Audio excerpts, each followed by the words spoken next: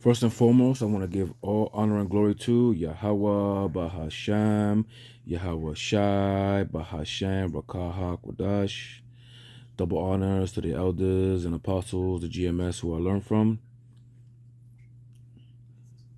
Call hello, Yahweh, Bahasham, Yahweh Shai for that. I want to give salutations to you brothers out there, the hopeful elect, preaching this word in truth and sincerity. And to you sisters out there, building in silence and staying in order. Right, back at you again with another lesson. Now, we saw in the clip, the Pentagon has acquired saucer-like vehicles who I and other like-minded brothers have speculated before that this would happen. Right, the great mass deception. Everybody knows about Project Bluebeam and all these things. Right? So here's a clip of Carol Rawson, right? I'm going to read it. It says, Dr. Carol Rawson speaking in 2001. She was the understudy of Dr. Werner von Braun, a Nazi scientist who came to USA under Operation Paperclip and is the father of rocketry and NASA. Right, I want to go deeper into who this guy is, right? Werner Margus Maximilian Freire von Braun. It's his full name, right?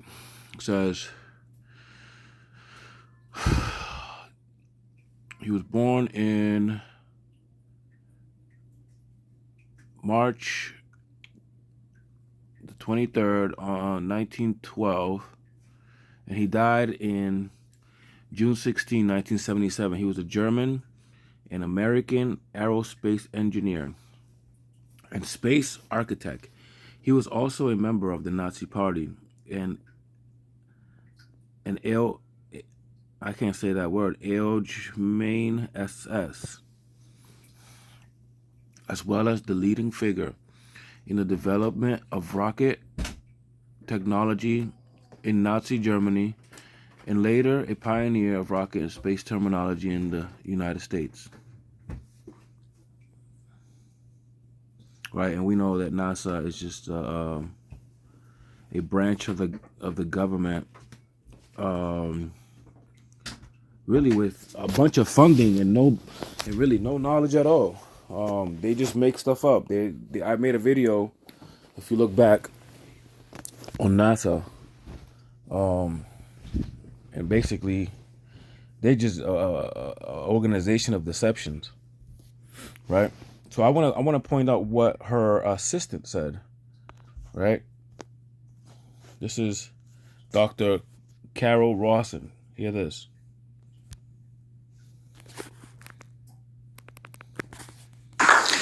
Good morning. My name is Carol Rawson. In 1974, after being a sixth grade school teacher, I was introduced to the late Dr. Werner von Braun in the U.S., the father of rocketry. In my first meeting with him, during that first 3.5 hours, he said to me, Carol, you will stop the weaponization of space. And I said, teachers don't stop until June. He said, no, you have to understand, this is February. And we have to prevent the weaponization of space because there is a lie being told to everyone that the weaponization of space is now first being based upon the evil empire, the Russians. There are many enemies, he said, against whom we're going to build this space-based weapon system. The first of whom was the Russians, which was existing at that time. Then there would be terrorists. Then there would be third world countries. Now we call them rogue nations or nations of concern. Then there would be asteroids. And then he would repeat to me over and over, and the last card would be the extraterrestrial threat. Well, at the time, I kind of laughed when he said asteroids, and when he said extraterrestrials, I knew I wasn't going to deal with that subject. And now we hear on the news just today, this week, that they've slid in another enemy. Only this time we're going to protect our satellites. In other words, we have to have some reason to spend these trillions, to waste these dollars on a space-based weapon system, and they're all lies. This is a system, he told me, that would never protect anyone. Even back then, he talked about suitcase bombs. He talked about chemical, viral, bacterial, biological warfare, that these space-based weapons would never protect us against.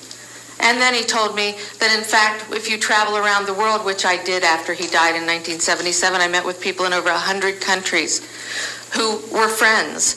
They didn't want to build space-based weapons. I became a space and missile defense consultant. And I worked with people around the world. I became an advisor to the People's Republic of China. They don't want to build a space-based weapon system. And he told me back then that they didn't. He said, go to Russia. They're considered to be the enemy. I got on a plane by myself. When I got to Russia, I had a list of people that I had read out of the newspaper. Chernenko was in office then. He was the only one I didn't get a chance to meet. They introduced me to everyone when I got there. And when I got back, I said, oh my Lord, this man is telling the truth. There is no threat. And I've been waiting until this day for 27 years, and I'm expecting the spin to happen, because he also explained to me that as a military strategist, as a person who worked on the MX missile, which I did later, he said, you will find that there is going to be a spin to find some enemy against whom we have to build space-based weapons. And now we should expect the spin, because he said part of the formula for the intelligence community is if they might have a weapon, then we have to consider that they do have these weapons. So now they do have these weapons, so now we have to build these weapon systems. And that's the formula, except that it's all based on a lie. Doesn't that sound like Iraq, weapons of mass destruction? Right? There's nothing new under the sun. And we have witnesses here who have told you that they can shut down our missile silos. They can stop a rocket going into space that's a test. We have witnesses here who have worked in the classified departments, who have the courage to come forward here to support what Wernher von Braun told me back in 1974 to 77.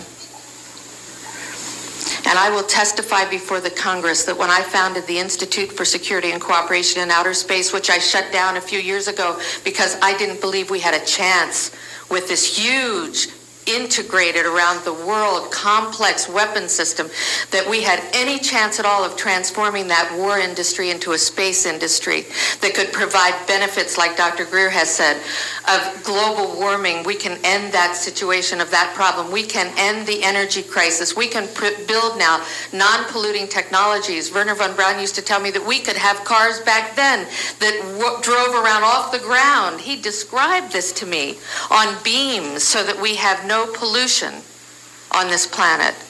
And we can solve the problems of the people that are urgent and potential, and the other animals and the other cultures on Earth and in space. And we can end the arms race without dislocating the industry jobs, without disrupting the economy, by transforming, Wernher von Braun told me, the war industry into a global cooperative space industry that will provide, he said, finally, more jobs and profits on this planet than during any hot or cold wartime, more products and services that can be applied directly to solving the problems of this planet. And we can have a whole planet now that lives in peace on Earth, with all the cultures on Earth, and with all the extraterrestrial cultures in space. And these are words that Wernher von Braun told me in 1974, and I will testify before the Congress under oath about everything I have said and more. Thank you. Right. Let's look at that video one more time.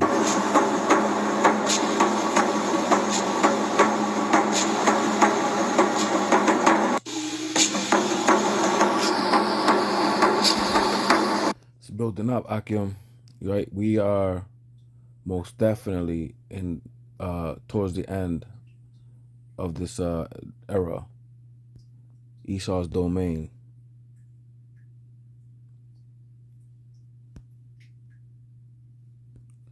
Right, this is one of the Illuminati card game cards that was discontinued in the 90s, I believe. The Church of Middle America, right? You see a church and you see a bunch of chariots, right? Because the chariots of the Lord can materialize and dematerialize. That's the difference, right? Esau got the carnal, and Yahweh Hashem Yahushai's chariots are spiritual. See, they'll never, it says, the card game says they'll never get it, even when the saucers are flying overhead. Right? It says any what does that say? Something group that controls the church gets to something, I don't know, some type of PowerPoint there. Right? But they're throwing stuff in your face, man. They're letting you know that even when the saucers fly overhead, you're not going to understand. Right? Because most of the people are asleep. The scriptures say that it is high time to awake out of sleep. Right? While the devil's trying to lull you to sleep with entertainment, music, sports, or what have you. The Lord's telling you to wake up. Don't be in a docile state. Right? Proverbs, I believe it's 6, talks about consider the ant, right? How they work nonstop. Right? You're supposed to be ever learning and growing. America's, or aka Babylon, is doing the opposite. Right? This is what I believe a real chariot would appear like. There's a new video this morning that some say may be proof we're not alone in the universe. A UFO in the form of a bright light is seen descending over the Dome of the Rock in Jerusalem. The video is said to be taken over the weekend. Then suddenly the light shoots up into the sky. There you see it. Another video from a different angle appears to show the light doing the same thing. Those clips have gone viral now. Right, and that looks like a ball of gas, right?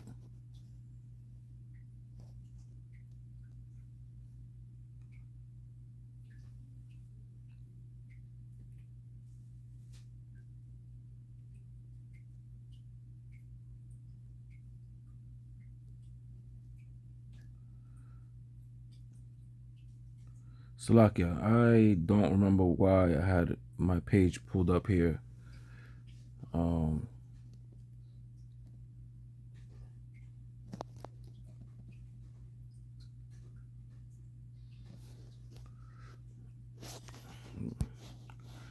This is the book of 2 Corinthians, chapter.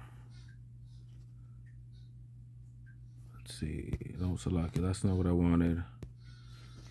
Bear with me. Where was I?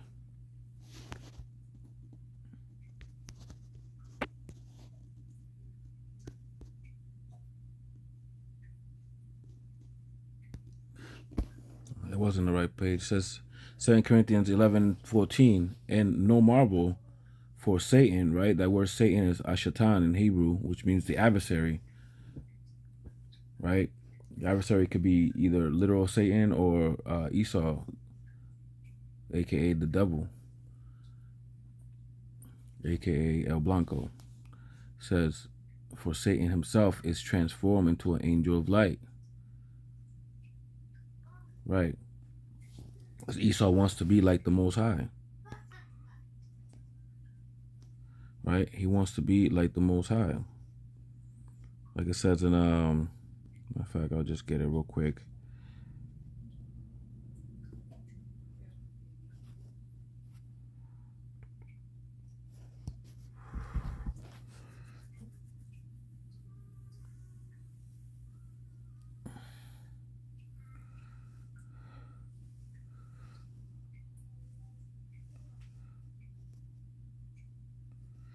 Says, but thy 1 and 3, the pride of thine heart has deceived thee, thou that dwellest in the clefts of the rock, whose habitation is high, that said in his heart, who shall bring me down to the ground?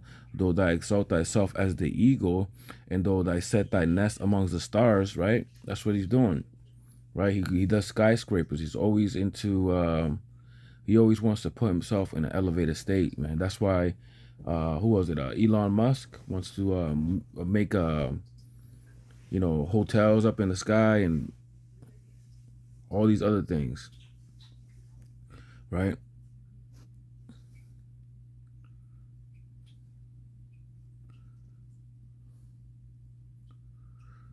right? Because he got the power. The Lord gave him the power to do these things. The Lord gave him the knowledge and the wisdom. He made the basis of men to confound wise, right? But it's gonna come to naught pretty soon. This is verse 8. And shall in that day, said Yahweh Hashem, shall even destroy the wise men out of Edom, and understanding out of the mount of Esau, because the Lord gave him the understanding.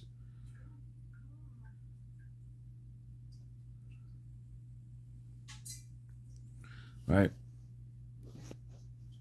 But we are not ignorant of Satan's devices. Right? We know that at the end of the day, we're gonna go by faith. And Esau's gonna deceive people with a fake Bluebeam project. What is Bluebeam? Let's take a look.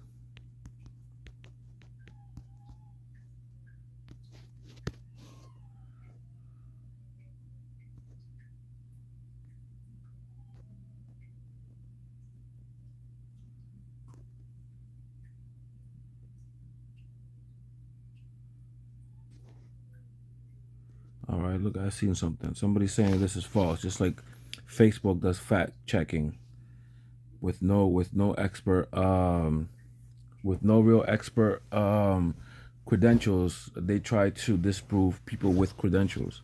But let's see what this fact check said. It says false. The Bluebeam, a joint project of NASA and the United Nations, uses the most powerful technologies to spread a new religion on Earth and create various simulation images to establish total control over humans, after which the New World Order will finally be established. Explanation. Bluebeam is a conspiracy theory about a new world order that has been around since 1994. It is noteworthy that during the pandemic caused by the spread of the coronavirus, the Bluebeam theory had once again came to the fore as the scenario described by Serge Monas. The Antichrist search uses the method of epidemics for establishing control over humans in the third final phase. So this is a conspiracy theory, right? And there's nothing wrong with a conspiracy theory, because you're just putting together pieces and puzzles in which you have information for. Project Bluebeam is a real thing. NASA is a real thing. But their plan on how it's laid out has not been established. Nobody knows it. So all of it is speculatory. So here we have a fact checker saying it's false. They're not trying to do that. Well, because there's no proof yet that they're actually putting this in place. But there is a Project Bluebeam and there is a NASA, and there are people who know, just like if you know what HAARP is, right? Look up HAAARP, right? It's a radio frequency device that was initially made to help. I believe it was help to create rain and help crops grow and stuff like that. And the government then acquired the information and used it to its advantage, right? That's another conspiracy theory, right? But there's conspiracy theories in the scriptures, right?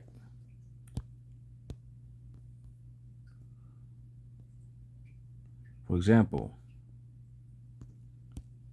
Psalms 83, right? It says here, Psalms 83:3, they have taken crafty counsel against thy people and consulted against thy hated ones. They have said, come and let us cut them off from being a nation, that the name of Israel may be no more remembrance, for they have consulted together with one consent. They are confederate against thee, right? This is a conspiracy, right? And it's not a theory. This is literally people coming together and conspiring to do something. So there's conspiracies in the scriptures, right? But I'm not trying to deviate too far, man. I'm just saying is keep your eyes peeled, because this devil knows that he got but a short time. And with that, I'm going to say shalom.